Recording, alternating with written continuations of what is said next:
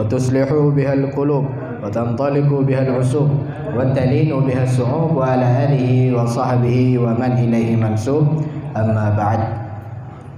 Alhamdulillah, puji syukur terhadap Allah Subhanahu wa taala. Malam ini kita dapat melanjutkan rutinan kita, rutinan Al-Waqiah. Semoga yang hadir di sini juga beserta tuan rumah diberkahi oleh Allah Subhanahu wa taala, dan apa yang sudah disediakan dapat diganti oleh Allah Subhanahu wa taala. Amin ya rabbal alamin. Alhamdulillah, sudah beberapa hari berlalu sejak masuknya bulan Rajab, yang mana bulan tersebut, bulan Rajab ini adalah termasuk daripada 4 bulan haram.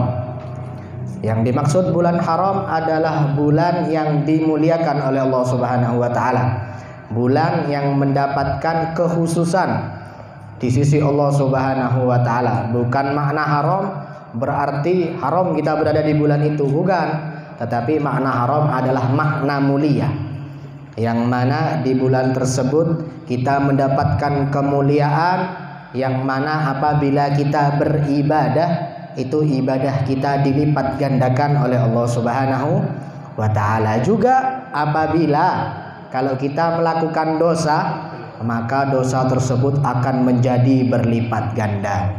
Maka dari itu disebut bulan haram, yang mana di bulan tersebut sudah sejak zaman jahiliyah, sejak zaman dahulu apabila sudah masuk bulan haram, bulan Rajab, maka diharamkan untuk berperang. Ini sudah ada sejak zaman dahulu.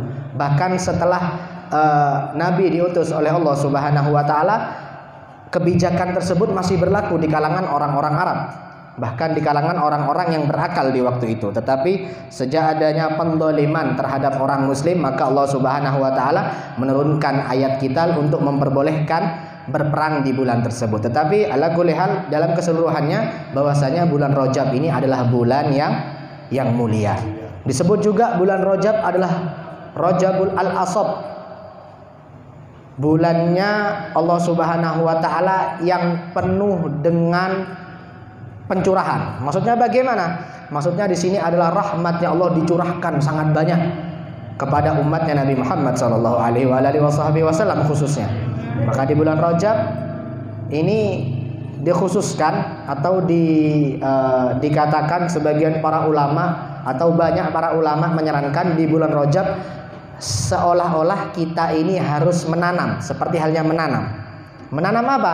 Menanam bagaimana nanti untuk persiapan di bulan Ramadan, yang mana disebutkan dalam hadis Rajab syahrullah wa Sya'ban syahri wa Ramadan syahru ummati, yang mana Rajab ini katanya bulannya Allah Subhanahu wa taala. Nanti masuk ke Sya'ban itu adalah bulannya Nabi Muhammad sallallahu alaihi wasallam.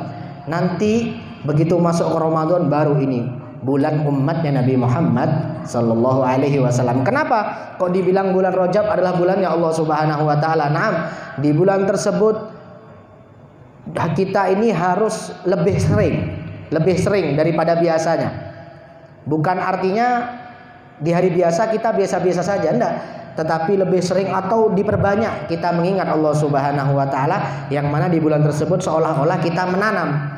Menanam apa? Menanam pahala kita, menanam amalan kita, yaitu dengan banyak berzikir kepada Allah, banyak-banyak kita beribadah kepada Allah. Untuk apa? Untuk nanti persiapannya di bulan Ramadan, yang mana di bulan Ramadan sudah enak, kita sudah ada amalan-amalan, terbiasa dengan berbuat amalan-amalan baik.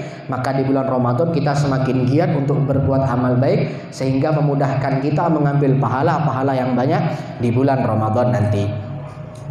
Maka dari itu di bulan Rajab ini adalah bulan yang sangat khusus, yang mana disebut juga bulan rahmatnya Allah Subhanahu wa taala. Penuh dengan rahmatnya Allah, penuh dengan turunnya kasih sayangnya Allah Subhanahu wa taala.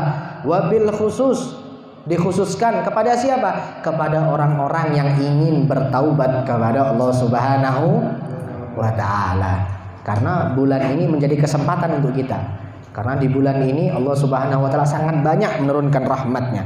Maka dari itu jangan sampai sia-siakan. Karena orang yang bertaubat adalah orang yang dicinta oleh Allah Subhanahu wa taala tentunya. Karena apa? Karena orang yang menyadari akan kesalahannya, lalu dia bertaubat kepada Allah Subhanahu wa taala, maka dia senantiasa dapat mengingat Allah Subhanahu wa taala dan mengakui bahwasanya dia bersalah dan dia kembalinya hanya kepada Allah Subhanahu wa taala. Maka dari itu bahwasanya taubat ini adalah pintu. Taubat adalah pintu. Pintu apa? Pintu untuk mencapai cintanya Allah Subhanahu wa ta'ala, yang mana sebutkan innallaha yuhibbut tawwabina wa yuhibbul mutatahhirin. Allah Subhanahu wa ta'ala sangat mencintai, sungguhnya Allah Subhanahu wa ta'ala mencintai orang yang mana orang tersebut senang bertaubat, yang mana orang tersebut kembali kepada Allah, yang mana orang tersebut selalu ingat kepada Allah. Dan juga Allah senantiasa atau sungguhnya Allah Subhanahu wa ta'ala mencintai orang-orang yang mana dia gemar bersuci. Jadi orang yang dalam keadaan yang suci, dia memiliki wudhu setiap harinya, itu adalah orang yang termasuk dicintai oleh Allah Subhanahu wa ta'ala. Kalau kita sudah dicintai oleh Allah, kalau kita sudah dicintai oleh Allah Subhanahu wa ta'ala, maka apapun yang akan kita minta misalnya, atau dalam keadaan sesusah apapun kita ini, bakal nanti ditolong oleh Allah Subhanahu wa ta'ala. Maka dari itu ayyuhal ahbab, ayyuhal ikhwan, kalau merasa diri kita ini kadang seret dalam urusannya, seret dalam urusan, atau rezekinya kok tidak lancar-lancar kita rezekinya ini, gimana ini? Atau dalam kehidupannya kok saya ini banyak pikiran, tidak bahagia sama sekali. Ini apa penyebabnya? Penyebabnya karena kita ini kurang dekat dengan Allah Subhanahu wa ta'ala. Kalau kita memperbaiki hubungan kita dengan Allah, kita perbaiki hubungan kita, kita jaga sholat kita jaga ibadah kita. Apabila kita melakukan dosa, kita langsung bertaubat kepada Allah Subhanahu wa ta'ala, maka Allah Subhanahu wa ta'ala akan memperbaiki segala kehidupan kita. Ini kunci. Kalau ingin hidup kita ini diperbaiki oleh Allah, ingin hidup kita ini enak, bahagia, saadah, atau dalam keadaan yang bahagia, istilahnya rezekinya enak, atau kerjaannya lancar dan sebagainya, maka kuncinya apa? Kuncinya adalah pertama, perbaiki hubungan kita dengan Allah Subhanahu wa ta'ala. Kan seperti itu. Ibaratkan seseorang ini ingin bekerja, atau seseorang dalam pekerjaan, bekerja di kantoran misalnya. Kalau kita ingin gaji, kalau kita ingin mendapatkan bonus, harusnya bagaimana? Ya harus kita mengerjakan tugas-tugasnya kita dengan baik. Kalau tugasnya kita dikerjakan dengan baik, ya kita dapat gaji yang pas, yang sesuai dengan keinginan kita, kita mendapatkan bonus dan sebagainya. Begitu juga hal kita dengan Allah Subhanahu wa ta'ala. Kalau ingin hidup kita enak, hidup kita ini bahagia, hidup kita rezekinya lancar, Masya Allah, Alhamdulillah, punya segala apa yang diinginkan, kuncinya apa? Ya kita perbaiki dulu hubungan kita sama Allah Ta'ala. Kan seperti itu. Orang sholatnya tidak tepat, mau minta hubungan, mau minta mobil sampean. Kan seperti itu. Kalau sampean hubungan sampean baik dengan Allah, sholatnya sampean tepat, subuhnya begitu adzan bangun berangkat ke masjid, duhurnya adzan berangkat ke masjid, sholat berjamaah, kerjakan yang lain-lain, ibadah yang lain, puasa dan sebagainya. Maka kalau sampean minta sama Allah Ta'ala, ya Allah Ta'ala, ya Allah, saya ini butuh mobil sekarang, doa sama Allah Ta'ala. Insya Allah kalau sampean menjalankan sebab-sebabnya, atau menjalankan sedikit sebabnya untuk mendapatkan mobil itu, insya Allah dipermudah oleh Allah Subhanahu wa ta'ala. Begitu kuncinya. Wong sampean sholat subuh bareng sama sholat duha, kan seperti sholat subuhnya bareng sama sholat duha, duhurnya kadang kelupaan kodok dengan asar, maghribnya kalau tidak bareng isya tidak tepat, kadang isyanya juga lupa, akhirnya tidak sholat sudah. Begitu mau minta rezeki yang lancar sampean sama Allah Ta'ala, ya tidak dikasih sama Allah Ta'ala. Sampean baik-baik dulu sama Allah Ta'ala, minta sama Ta'ala, ya Allah kita beribadah, ya tentunya kita beribadah tidak mengharapkan apa-apa dari Allah, karena itu adalah kewajiban untuk kita. Tetapi setidaknya kita punya harapan dengan dengan baiknya sholatnya kita, dengan baiknya ibadah kita, dengan baiknya hubungan kita dengan Allah Subhanahu wa ta'ala, maka setidaknya Allah bakal mengabulkan apa yang nanti kita mau. Seperti itu, paham ya kuncinya? Kuncinya apa? Kalau sampai ingin lancar, ingin sukses, ingin bagaimanapun, ya kuncinya perbaiki hubungannya kita dengan Allah Subhanahu wa ta'ala. Wa kadzalika, khususnya di bulan ini, kalau kita ingin diampuni taubatnya kita dengan Allah Ta'ala, ya perbaiki hubungan kita dengan Allah. Bagaimana hubungannya kita dengan Allah? Apakah kita sudah bertaubat hari ini? Apakah kita sudah ingat dengan Allah Subhanahu wa ta'ala? Apakah kita cuma sekedar habis sholat tidak pakai wirid, langsung berangkat kerja dan sebagainya, atau langsung tidur? Ya kalau kita ingin bertaubat, taubatnya kita diterima, ya perbaiki hubungan kita dengan Allah Ta'ala. Ya, sampai habis sholat baca istighfar, baca sholawat, baca wirid dan sebagainya. Insya Allah kalau sampean punya dosa sebesar apapun dosanya sampean, sebesar apapun sudah dosanya sampean, yang penting sampean tidak syirik kepada Allah, tidak menduakan Allah Subhanahu wa taala, maka dosa tersebut masih bisa diampuni. Ya. Selama kita tidak menduakan Allah, selama kita tidak syirik kepada Allah Subhanahu wa taala, dosa sebesar apapun, dosa sebesar apapun insya Allah bakal diampuni oleh Allah Subhanahu wa ta'ala. Sebesar apapun dosa kita sudah. Jangan berpikiran dosa kita ini terlalu banyak, dosa kita ini tidak bakal diampuni. Jangan. Kita harus berhusnudzon kepada Allah Subhanahu wa ta'ala. Karena Allah Subhanahu wa ta'ala berkata dalam hadis qudsi, ana inda dzanni abdi bi falyadun nabi masya. Kata Allah Ta'ala, aku ini tergantung daripada prasangka hambaku, maka berprasangkalah kalian sesuai dengan kehendak kalian.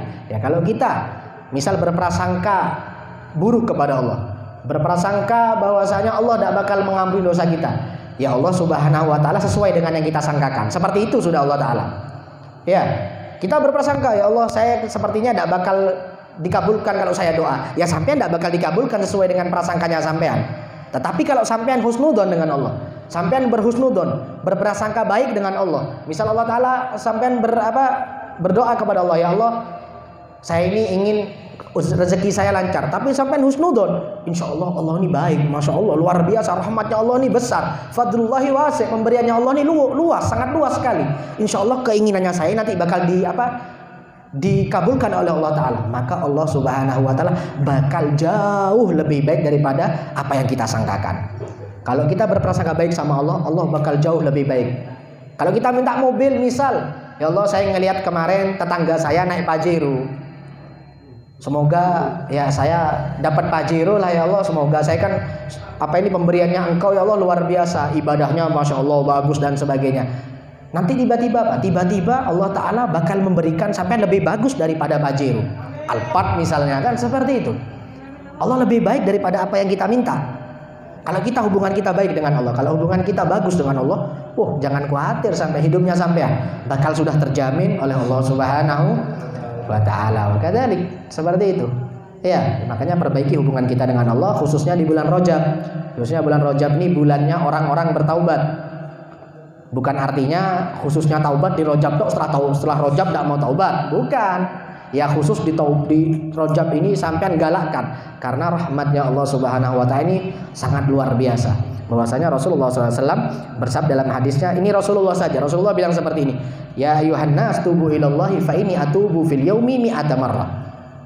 Rasulullah bilang seperti ini, memperingatkan kepada kita, wahai manusia sekalian, ayo bertaubat kepada Allah Subhanahu wa ta'ala. Sesungguhnya katanya Rasulullah, saya katanya Rasulullah itu setiap hari taubat kepada Allah sebanyak 100 kali. Rasulullah ini 100 kali. Bayangkan kita sehari ada yang taubat sudah 1 kali.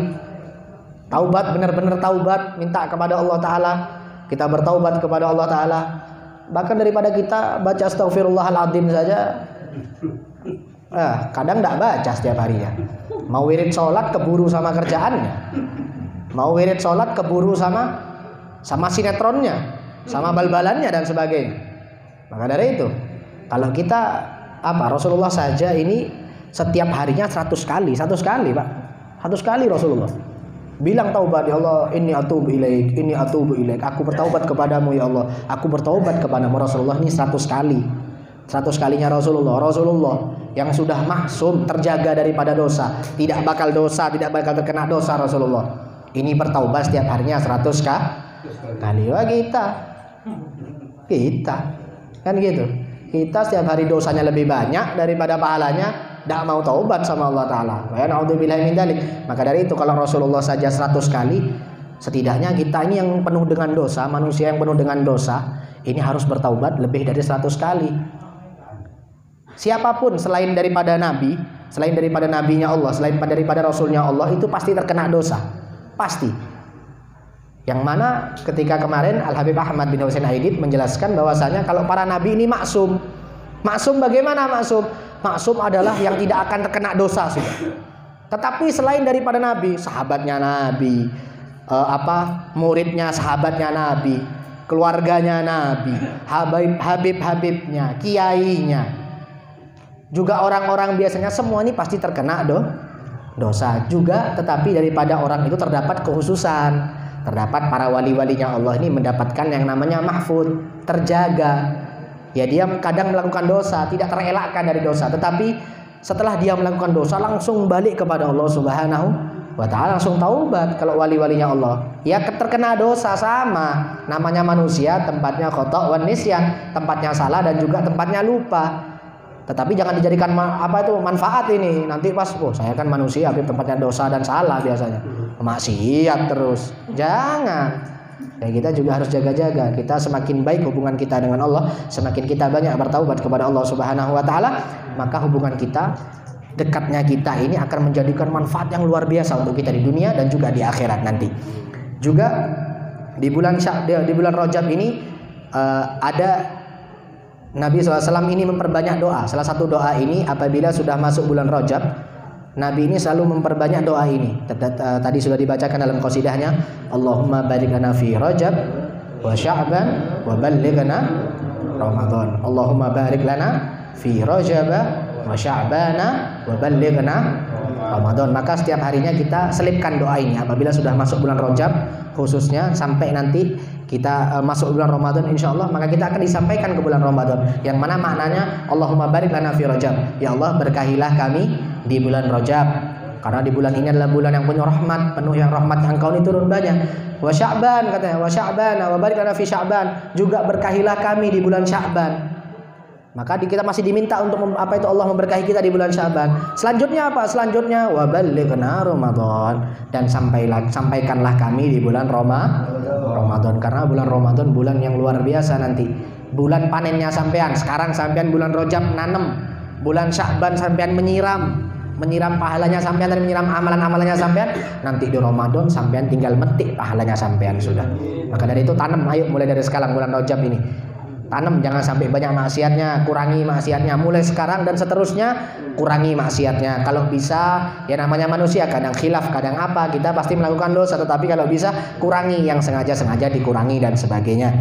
Juga ini akhir yang mana di bulan Rajab katanya para ulama, ada sebagian dari athar mengatakan bahwasanya man qara'a Allahumma gfirli warhamni wa tub alayya, yang biasa dibaca itu Rabbi gfirli warhamni wa tub alayya, Rabbi gfirli warhamni wa tub alayya, selama 70 kali setiap harinya, khusus di bulan Rajab. Lam tamassanan naru jildan, lam tamassanan naru lahu jildan, maka orang yang membaca tadi 70 kali setiap harinya tidak akan tersentuh kulitnya sama api neraka. Ini makanya jangan tinggal wirid ini setiap harinya. Rabbi firli warhamni wa tub alayya, Rabbi firli warhamni wa tub. Berapa kali? 70 kali. Pagi boleh, malam boleh. Ya, pagi dibaca boleh, malam dibaca boleh. Terserah sampean sudah, yang penting selama bulan Rajab ini dibaca. Juga doa tadi, Allahumma barik lana fi Rajab wa Sya'ban wa ballighna Ramadan. Nah, jangan lupa, insyaallah semoga kita yang hadir diberkahi oleh Allah Subhanahu wa taala, dan juga segala dosa-dosa kita diampuni oleh Allah Subhanahu wa taala, yang mana di bulan ini kita hanya meminta kepada Allah Subhanahu wa taala. Bulannya Allah Subhanahu wa taala, kita tentunya meminta rahmatnya Allah, meminta ampunannya Allah, meminta maghfirahnya Allah. Semoga hadirnya kita di sini diampuni oleh Allah Subhanahu wa taala. Yang sedang kesusahan dilancarkan usahanya oleh Allah, yang sedang kesulitan rezeki dilancarkan rezekinya oleh Allah Subhanahu wa taala, yang sedang sakit disembuhkan sakitnya oleh Allah Subhanahu wa taala, yang sedang mendapatkan musibah yang lainnya semoga Allah angkat musibah tersebut. Ayo kita baca Rabbighfirli warhamni wa tub alayya sebanyak 7 kali. Rabbighfirli warhamni wa tub alayya, Rabbighfirli warhamni, Rabbighfirli warhamni wa tub alayya, Rabbighfirli warhamni wa tub alayya, Rabbighfirli wa tub alayya.